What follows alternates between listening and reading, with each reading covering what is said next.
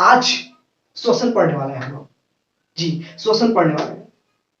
तो स्टूडेंट्स, ये जो श्वसन है, चैप्टर का नाम श्वसन जो है, इंग्लिश में इसको रेस्पायरेशन बोलते हैं। इस चैप्टर को स्टार्ट करने से पहले, जी स्टार्ट करने से पहले ही, बाद में नहीं, स्टार्ट करने से पहले एक छोटा सा प्यारा सा क्वेश्चन मैं आपसे करना चाहता हूं। क्या आप बताएंगे?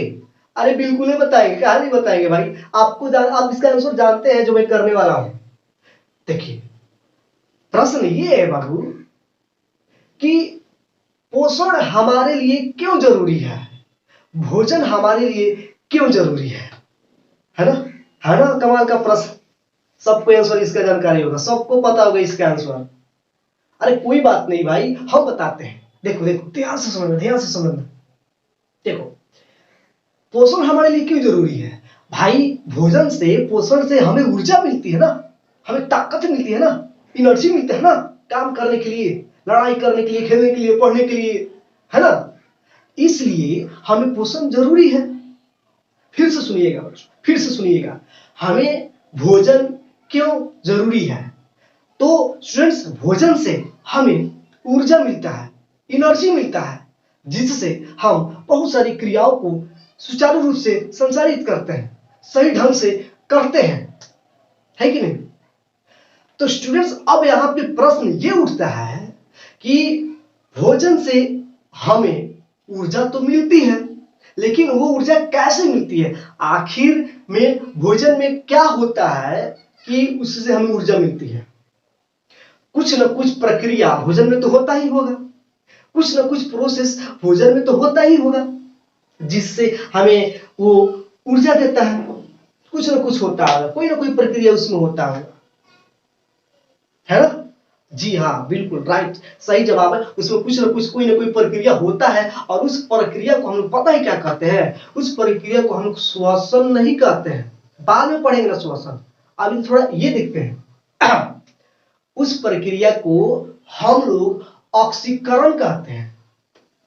जी, जो भोजन हमने किया, जो भोजन हमने किया, खाना जो खाया, उस खाना का, उस भोजन का ऑक्सीकरण होता है। अरे मर्द, ऑक्सीकरण माने कहीं ना समझता है? अरे ऑक्सीकरण माने ये कि जो भोजनवा में ना ऑक्सीजनवा जाकर के मिलता है और उसको पचा देता है। भोजन का दहन होता है। दहन मतलब कि जलना, भोजन पचता है, जलता है। हम जानते हैं ना बाबू कि कोई भी चीज तभी जलता है जब उसको ऑक्सीजन मिलता है। तो भाई, जब हम भोजन खाते हैं ना, तो उसका क्या होता है? भोजन पचता है, भोजन का दहन होता है, जलता है, और उसी से हमें एनर्जी मिलती है, ऊर्जा मिलता है ना? तो सुनिए फिर से, पोषण हमारे लिए क्यों जरूरी है? तो बाबू, पोषण से हमें ऊर्जा मिलता है, इसलिए वो हमारे लिए जरूरी है। और ऊर्जा कैसे मिलता है? कोई ना कोई प्रक्रिया उसमें होता है। तो भोजन में एक प्रक्रिया होता है, क्या? ऑक्सीकरण। भोजन का ऑक्सीकरण होता है। सिंपल सा देखो, भोजन का ऑक्सीकरण होता है, और उस ऑक्सीकरण के फलस्वरूप हमें ऊर्जा मिलता है, ताकत मिलता है। अब लिख करके दिखाता है बाबू, कहे परेशान हो रहे? देखो देखो, ये देखो बाबू, हम क्या करते हैं? भोजन करते हैं ना, भोजन करते हैं, भोजन। चलो भोजन लिख दिया, पोषण लिख सकते हो, कोई दिक्कत नहीं है। पोषण करते हैं, पोषण हम करते हैं। अभी इस पोषण में क्या होता है? इस पोषण में बाबू ऑक्सीकरण होता है। क्या होता है? ऑक्सीकरण होता है। अब इस ऑक्सीकरण के फलस्वरूप ही हमें क्या मिलता है बाबू? ऊर्जा मिलता है। देखो भाई, ऊर्जा मिलता है। और इसी ऑक्सीकरण को हम पता है क्या बोलते हैं? श्वसन। यही तो हमें पढ़ना है। हम श्वसन नहीं करेंगे तो भोजन का ऑक्सीकरण नहीं होगा और हमें ऊर्जा नहीं मिलेगा। हमें यही तो डिटेल में समझना है। अब आखिर में ये श्वसन क्या है? तो हम ये कह ले तो भोजन का ऑक्सीकरण ही ना श्वसन कहलाता है। लेकिन नहीं, हम थोड़ा इसको डिटेल में पढ़ेंगे, थोड़ा समझेंगे, बढ़िया से इसका परिभाषा लिखेंगे, तो आपको इतना तो जरूर समझ में आ ही गया होगा कि भोजन हमारे लिए क्यों जरूरी है। तो हमको एनर्जी के लिए, ऊर्जा के लिए जरूरी है। अब ऊर्जा कैसे मिलता है? तो भोजन का ऑक्सीकरण होता है, तो हमें ऊर्जा मिलता है। ओके, आई होप ये समझ में आ गया होगा। अब बाबू इसी भोजन के ऑक्सीकरण को ही हम लोग क्या कहते हैं, इसी भोजन का ऑक्सीकरण को हम लोग श्वसन कहेंगे। अब हम ये देख लेते हैं कि श्वसन किसे कहते हैं। अब टॉपिक लिखे श्वसन, हम देखते हैं बच्चों श्वसन का परिभाषा क्या है। देखिए ये पहला टॉपिक, इस चैप्टर का सबसे पहला टॉपिक है श्वसन।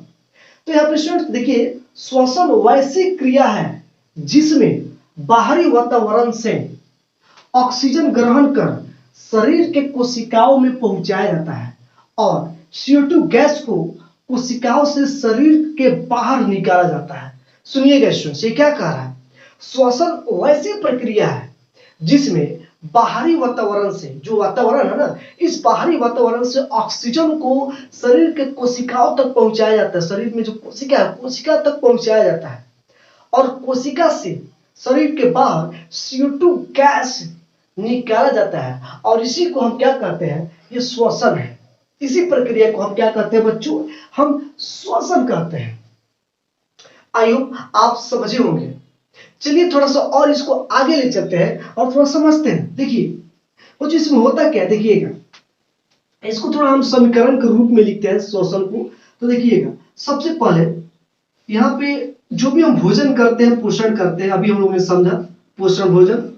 और इसमें क्या होता है, भोजन में क्या होता है बच्चों, ऑक्सीजन मिलता है। भोजन का ऑक्सीकरण होने के लिए क्या मिलता है, भोजन में ऑक्सीजन मिलता है। भोजन और जब ऑक्सीजन, ठीक है, अब ये दोनों मिलता है, भोजन का ऑक्सीकरण ही श्वसन कहलाता है। अभी हम लोगों ने पढ़ा, तो बच्चों ये पोषण हो गया, भोजन हो गया, और इसमें जाकर के ऑक्सीजन मिलेगा ना। तो ऑक्सीजन मिलेगा तो क्या क्या बनाएगा, देखिएगा एक कार्बन डाइऑक्साइड गैस बनाएगा जो शरीर से बाहर निकाला जाता है ना, कार्बन डाइऑक्साइड गैस यानी कि CO2 गैस बनाएगा। चलिए हम इसको लिख देते हैं, क्या बाद में समीकरण के रूप में लिखा जाएगा, कार्बन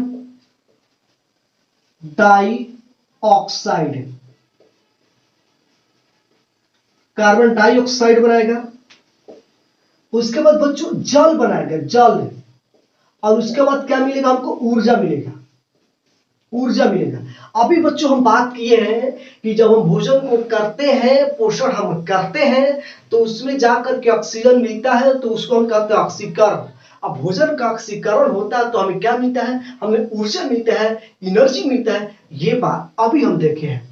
तो वही है बाबू, देखो यहाँ पे भोजन, और इस भोजन में ऑक्सीजन जाएगा तो ऑक्सीकरण होगा भोजन का, और ऑक्सीकरण होगा तो क्या क्या बनेगा, कार्बन डाइऑक्साइड गैस बनेगा जो हम बाहर निकालते हैं, शरीर की कोशिकाओं से बाहर निकालते हैं। और उसके बाद क्या, जल, तो हमारे शरीर में जल की मात्रा तो रह जाती है, और ऊर्जा, ऊर्जा जिससे हमें ताकत मिलती है, एनर्जी मिलता है, वो ऊर्जा, ठीक है। इसको थोड़ा हम, ये तो ढांचा के रूप में हो गया, समीकरण का ढांचा हो गया। अब इसको थोड़ा इक्वेशन के फॉर्म में लिखते हैं, खूब बढ़िया से, थोड़ा केमिकल इक्वेशंस के फॉर्म में लिख देते हैं, थोड़ा बढ़िया से। देखिएगा, सुनिएगा, भोजन यानी कि क्या, जो भोजन करते हो क्या, ग्लूकोज, भोजन की जगह पे हम ग्लूकोज का फॉर्मूला C6H12O6, ये ग्लूकोज हो गया, ठीक है बाबू, भोजन हो गया, ग्लूकोज हो गया।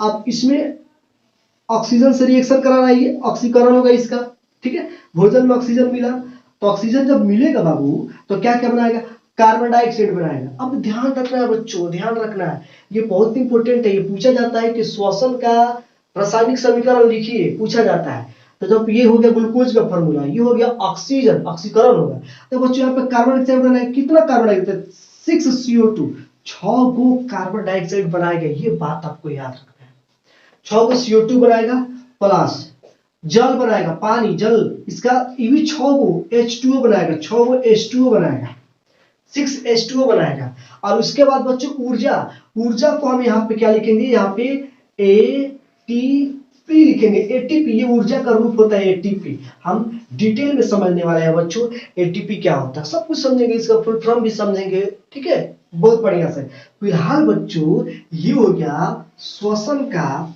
रासायनिक समीकरण, ठीक है, ये हो गया। सुनिएगा, ग्लूकोज ऑक्सीकरण हुआ, ऑक्सीजन से क्या हुआ, CO2 गैस निकला, पानी निकला, और ATP ऊर्जा मिला, ऊर्जा मिला। ATP क्या है, तो ऊर्जा का एक रूप है। अब हम सब कुछ इसके बारे में समझते हैं। तो ये समझ में आपको आया। बच्चों जब हम पोषण पढ़ रहे थे तो इसमें प्रकाश संश्लेषण पढ़े थे, प्रकाश संश्लेषण का रासायनिक समीकरण भी देखा था, जरा उसको याद कीजिएगा। उसमें क्या था देखिएगा, प्रकाश संश्लेषण में क्या था बच्चों, प्रकाश संश्लेषण में ये चीज था, ये उसको दे रहे थे हम लोग, उसको पानी दे रहे थे, CO2 गैस दे रहे थे, तो क्या बन रहा था, उसको भोजन बन रहा था, प्रकाश संश्लेषण में ऑक्सीजन गैस निकल रहा था, है ना। तो बच्चों ये जो श्वसन की क्रिया ना, ये किसके विपरीत है, किसका उल्टा है, तो श्वसन की क्रिया बाबू प्रकाश संश्लेषण के उल्टा होता है, विपरीत होता है, ठीक है। आई होप आपको समझ में आ रहा होगा।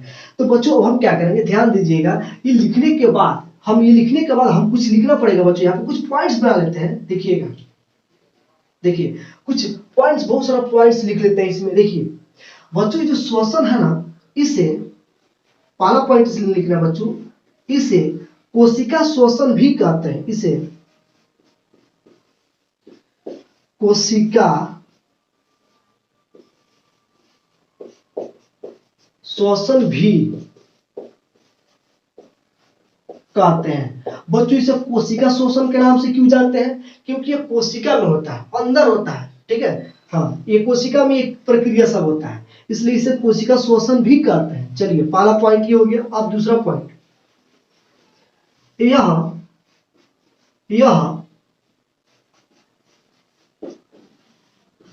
प्रकाश संश्लेषण के विपरीत होता है, यह प्रकाश संश्लेषण के विपरीत होता है।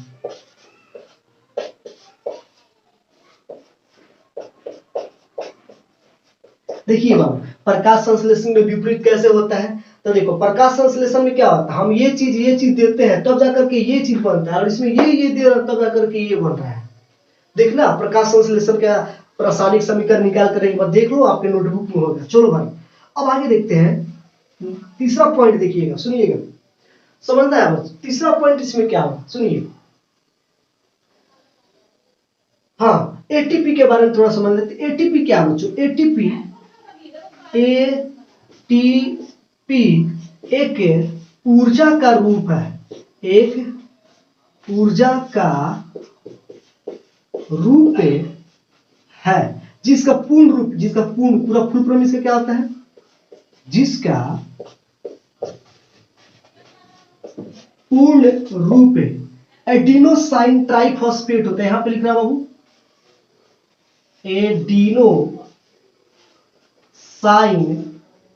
एडिनोसाइन ट्राइफॉस्फेट,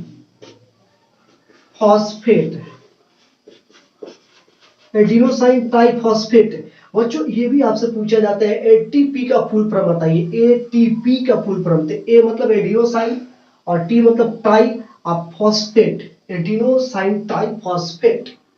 बच्चों ये आपको डिटेल में सारा चीज याद होना चाहिए। और भी हम आगे बात करते हैं, थोड़ा सा एक और पॉइंट कर लेते हैं, एक और बाबू। जो एटीपी है ना, एटीपी वो कोशिका का क्या है, एनर्जी एटीएम है, एनर्जी एटीएम इसको कहते हैं। ये एटीपी जो है ना, एटीपी वो सेल का, कोशिका का एटीएम है। कैसा एटीएम, जैसे हम लोग एटीएम से पैसा निकालते हैं, मनी एटीएम होता है ना, तो वैसा ही बच्चों ये एटीपी जो है ना, ये क्या देते हैं, ये एनर्जी देते हैं। ये एनर्जी को अपने में संचित करके, स्टोर करके एनर्जी को रखे रहता है अपने अंदर, और जब जब ये कोशिका को आवश्यकता पड़ती है तब तब उसको एनर्जी देते रहता है। एटीएम की तरह ये काम करता है एटीपी। जैसे बच्चों हम लोग एटीएम में जाते हैं, पैसा संचित करके रखे होते हैं, जमा करके रखे होते हैं, जब जरूरत पड़ती है उस एटीएम से पैसा निकालते हैं। वैसे ही बच्चों एटीएम क्या, ये एटीपी क्या करते हैं, एटीपी ये ऊर्जा को, एनर्जी को जमा करके रखता है, और जब कोशिका को जरूरत पड़ती है, जब हम काम करते हैं, जब कोशिका से ज्यादा काम करवाते हैं, मेहनत का काम, तब क्या कर ज्यादा एनर्जी इसमें से खींचते हैं, लेते हैं। तो बच्चों हम ये कहेंगे एटीपी कोशिका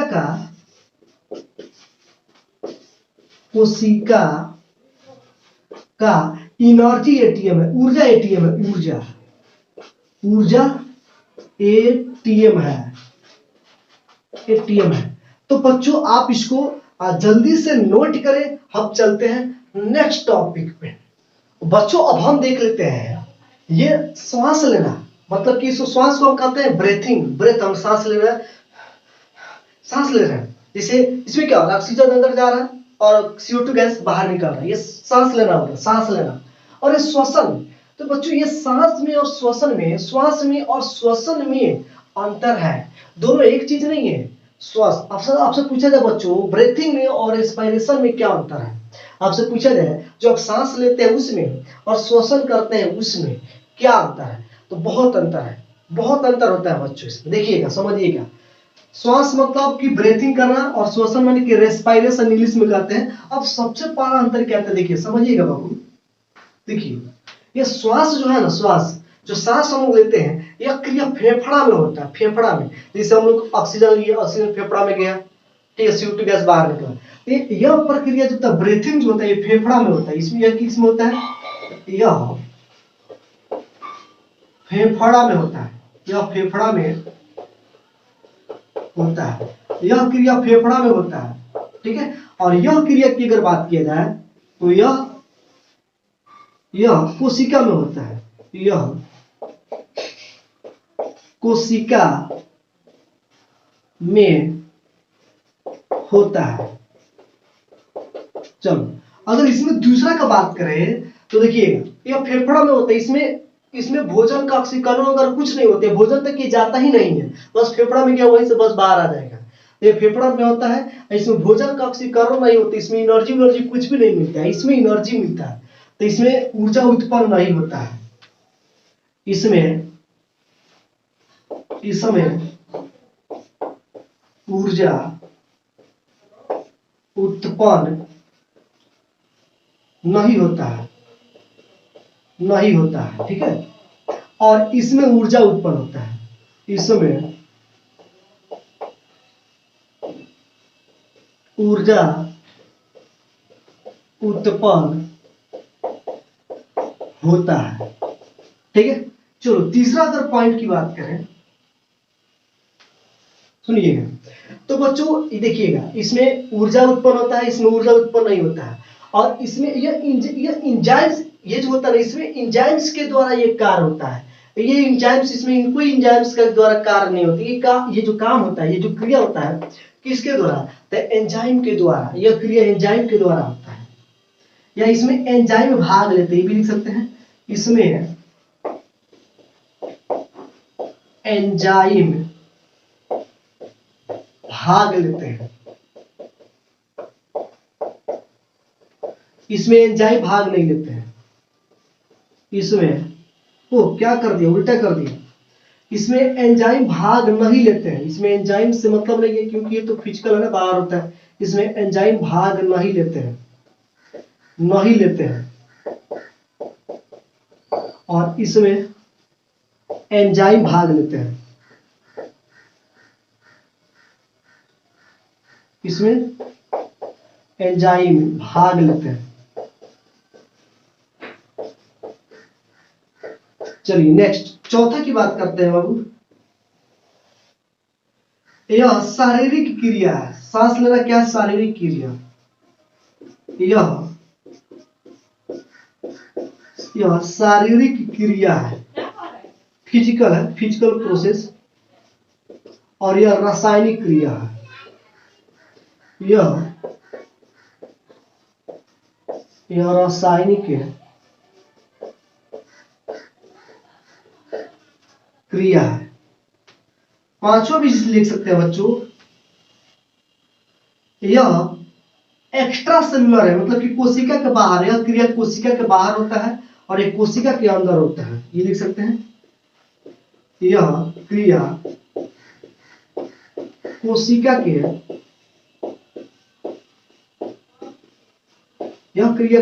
के बाहर होता है, बाहर होता है, यह क्रिया कोशिका के अंदर होता है, यह क्रिया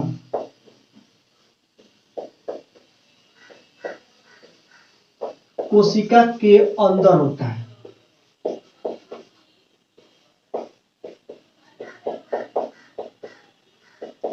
तो बच्चों अभी आपको सांस लेते हैं, सांस में और श्वसन में, श्वास ब्रेथिंग, इसको सांस भी आप कह सकते हो बच्चों। देखो यहाँ पे इसको समझ लेना बाबू, यहाँ पे सांस भी इसको कह सकते हो, सांस लेते हैं ना वो। ब्रीथिंग और श्वसन रेस्पिरेशन में क्या डिफरेंट है देख लो, ये 5 डिफरेंट है। सांस लेना और श्वसन करना दोनों को एक नहीं कह सकते हैं, दोनों एक नहीं होता है बच्चों। अब इसके बाद हम देख लेते हैं कि श्वसन कितने प्रकार के होते हैं, श्वसन के प्रकार। तो चलो देखते हैं श्वसन के प्रकार। आप इसको जल्दी से वीडियो को रोक करके आप इसको नोट कर लो और देखते हैं श्वसन के प्रकार। श्वसन 2 प्रकार के होते हैं। कौन कौन सा बच्चों? एक वायवीय श्वसन, वायवीय श्वसन, और दूसरा अवायवीय श्वसन।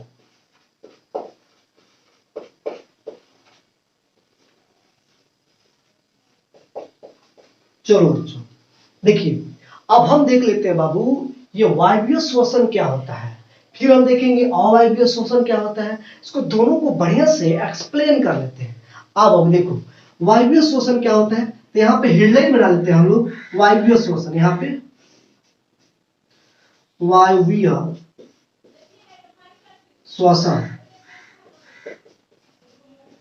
देखो बाबू ध्यान से समझना, जब नाम से ही कंफर्म है, नाम से ही समझ में आ रहा है कि वायवीय मतलब कि जिसमें वायु हो, वायवीय मतलब कि जिसमें हवा हो, जिसमें ऑक्सीजन की ये उपस्थिति में जो होता है उसको हम बोलते हैं वायवीय श्वसन।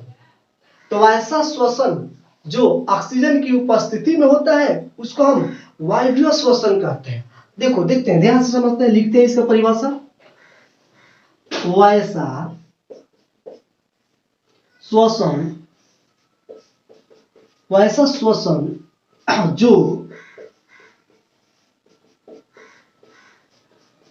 जो ऑक्सीजन की उपस्थिति में होता है,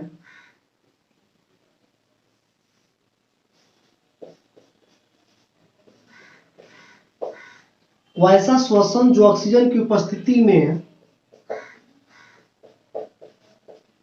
होता है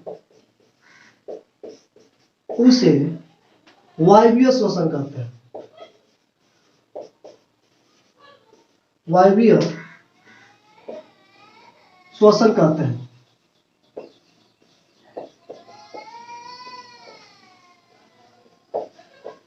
चलो अब बाबू इसका देखो, वायवीय श्वसन के जो ऑक्सीजन की उपस्थिति में होगा, जिसमें ऑक्सीजन चाहिए, उसको हम क्या कहते हैं, ये वायवीय श्वसन है।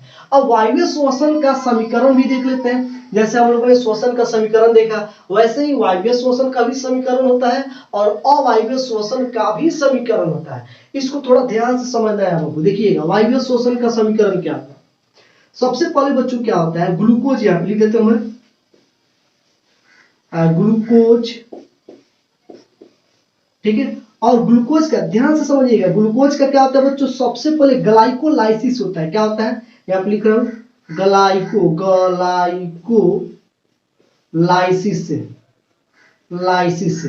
ग्लाइकोलाइसिस अभी समझाऊंगा ये क्या होता है बच्चों। ग्लाइकोलाइसिस होता है, और ग्लाइकोलाइसिस का जो प्रक्रिया है ये कहाँ होता है, ये कोशिका द्रव में होता है। क्या होता है बच्चों, तो कोशिका द्रव में सबसे पहले भोजन, ग्लूकोज यानी कि भोजन, ग्लूकोज का ग्लाइकोलाइसिस होता है। कहां पे ग्लाइकोलाइसिस होता है, अब कोशिका द्रव में। अब कोशिका द्रव में जब ग्लूकोज का ग्लाइकोलाइसिस हो जाएगा तब वो क्या बन जाता है, तो वो बच्चों पायरुवेट बन जाता है। क्या बन जाता है, पायरुवेट में बदल जाता है। ये ग्लूकोज जो है किस में बदल जाता है, पायरुवेट में बदल जाता है, ठीक है। अब ध्यान देना, पायरुविक अम्ल भी इसको बोलते हैं। बताऊंगा भी, सब कुछ समझाऊंगा, इसका पर फॉर्मूला वगैरह सब कुछ दिखाऊंगा। ये पायरुवेट में बदल जाता है। अब पायरुवेट में जब अब ऑक्सीजन दिया जाता है, ऑक्सीजन पे क्या देना है अब हमें ऑक्सीजन देना, ऑक्सीजन की उपस्थिति, अब यहाँ पे ऑक्सीजन लगा देना।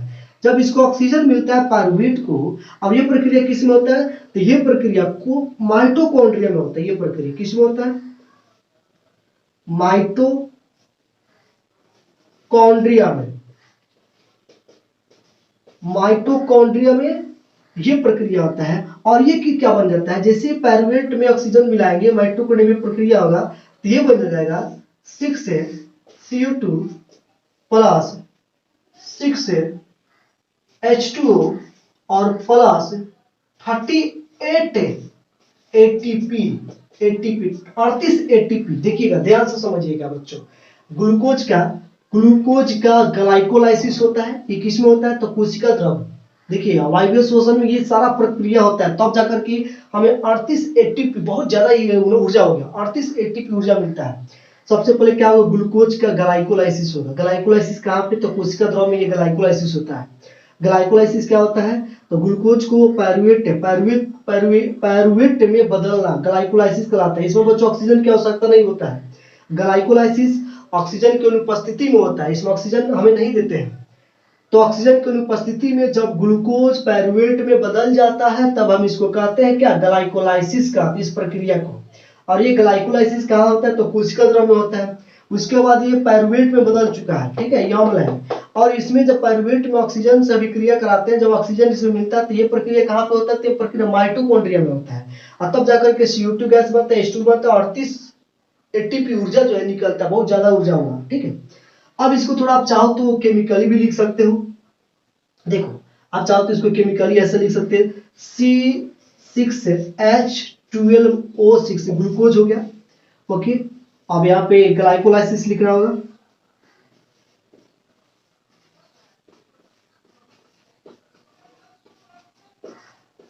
ये ग्लाइकोलाइसिस कहाँ पे होता है, तो कोशिका द्रव में ये काम होता है।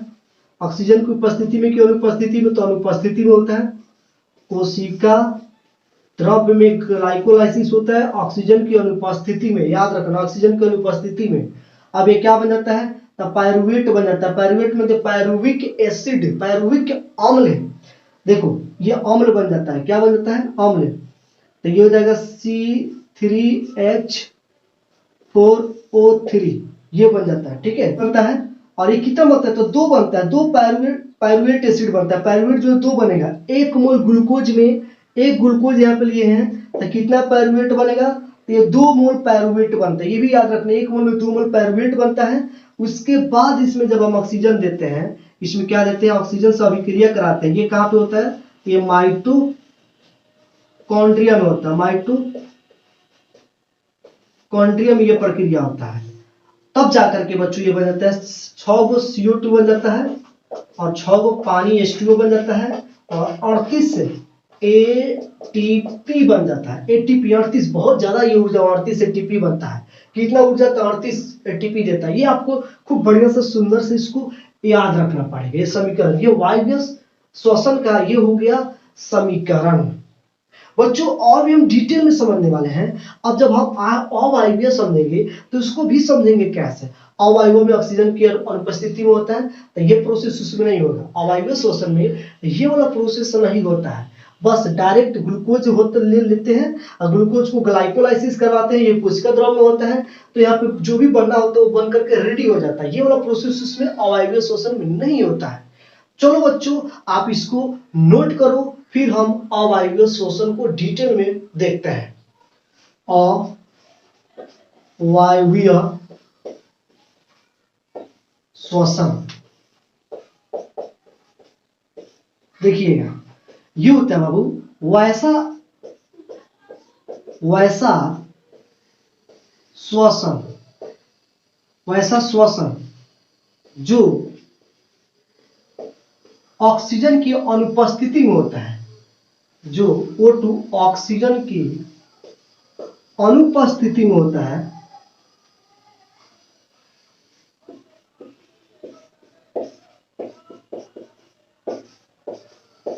जो ऑक्सीजन की अनुपस्थिति में होता है,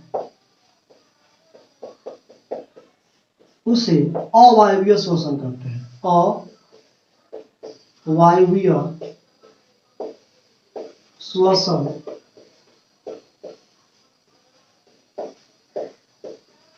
कहते हैं।